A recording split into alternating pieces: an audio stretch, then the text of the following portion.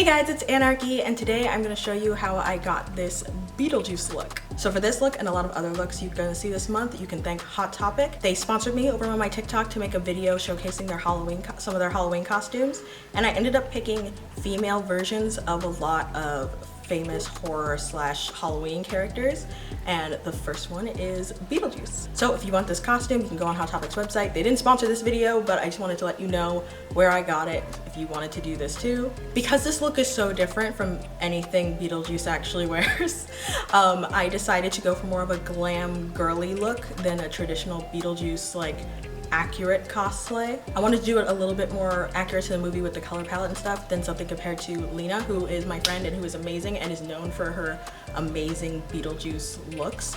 I definitely took a little bit of inspiration from her, but I tried to make it my own thing with a bit of the color and the liner and a few other things I did. This was also the first time I tried the method I did for the dirt / moss patch. What are these?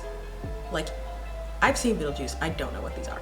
But for those little patches, I tried a new technique I've never tried before, and I'm actually really happy with it, and I'm definitely gonna be using it more in the future. So with that being said, if you wanna see how I got this awesome Spooktober look, go ahead and keep on watching. Okay, so the first thing I did for this look is apply my foundation pretty much as normal, but then I took my concealer and I added some of it to my face and blended it all out to kind of give me more of a dead, faded, like I've been underground for a few years look. Then I went ahead and applied my concealer as normal, kind of shaping my face. I also did that little under conceal thing I've seen people do that really helped with this look. I also did my eyebrows as normal. Basically most of the base is pretty much the same as usual. Once that's all blended out and perfect, I'm going to take this white translucent powder and apply it under my eyes, and take my yellow baking powder that I usually use under my eyes and apply it all over my face. This is one look where we're definitely trying to cause flashback. I'm now going to go into this Tarte palette and take these two cool tone shades and use them to do my contour and really emphasize my nose. Again, I'm using these cool tone shades to contour to kind of evoke a dead corpse type look as opposed to warm tone shades like I usually use to look very alive.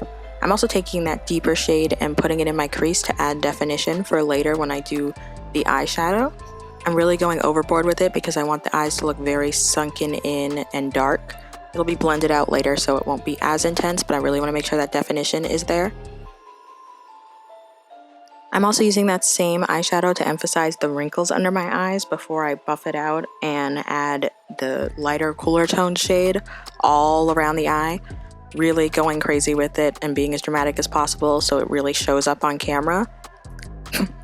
I definitely look like I haven't slept in about 100 years, but you just want to keep going and going and going until you have a very defined look. I'm then taking a dark black and applying it all over my lid and under my eye to add even more definition. And then I'm just blending that all out so it looks good together. Now I'm going to take this dark brown shade and add that to blend it out even more.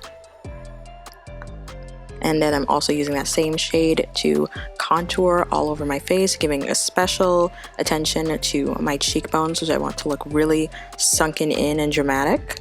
Now that that's done, I'm just gonna blend it out a bit more with that same brown and add a bit more finishing touches. Then I'm gonna take Poison Plum from Sugar Pill, they're purple, and add it into all the lighter spots of the eyeshadow look and also add a white liner. Taking Poison Plum again and adding it to my cheeks is kind of a blush situation and just blending all of that out. And now that that's done, it's time for liner. Just gonna do a quick, super dramatic wing just to add a bit of me to the look.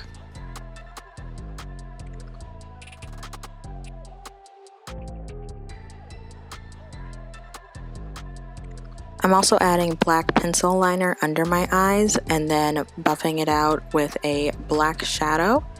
Then I'm taking this green shadow and putting it into my eyebrows to add a bit of that green from the hair into my face so it's not as contrasted. I'm adding a bit of the cool brown to the bottom of my lip for a bit of definition and also to the sides of my nose.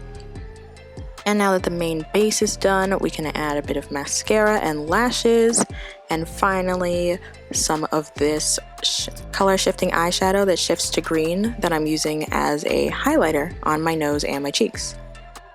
Finally, a black liquid lip and a bit of an iridescent purple topper.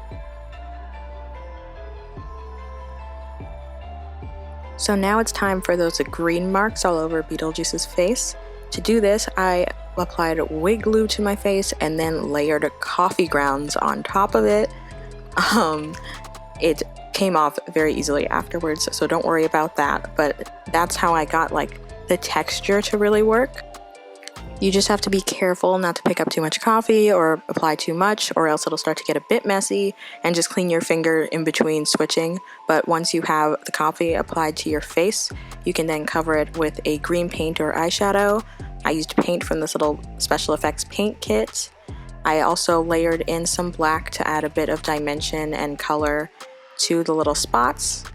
I also still wanted to add a bit of glam to this part of the look as well, so I took this green shimmer eyeshadow and applied it all on top to set it, and then took this glitter pomade stuff that I got at DragCon and applied it on top of that to make them sparkly. Now all I need is a wig and I'm done.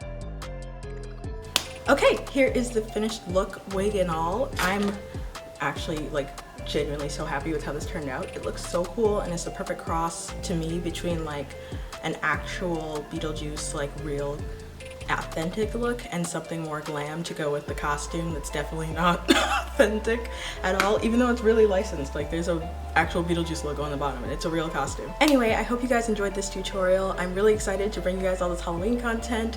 I'm so stoked. Stay tuned, there's a lot more coming. This is just the first of a ton of videos. Be sure to follow me on all my other social medias. You can go to Instagram if you want to see the photos from the photo shoot of this look, and also just keep up with all my other stuff. Follow me on TikTok, where I make a lot of content, including sometimes quick tutorials and stuff that I don't think would make a good full YouTube video. I do a lot of DIYs and stuff over there. And lastly, follow me on Twitter if you want to just hear my chaotic ramblings and keep up with what I'm thinking of doing or what I'm doing that week. And with that being said, I'll see you guys in the next video. Bye-bye.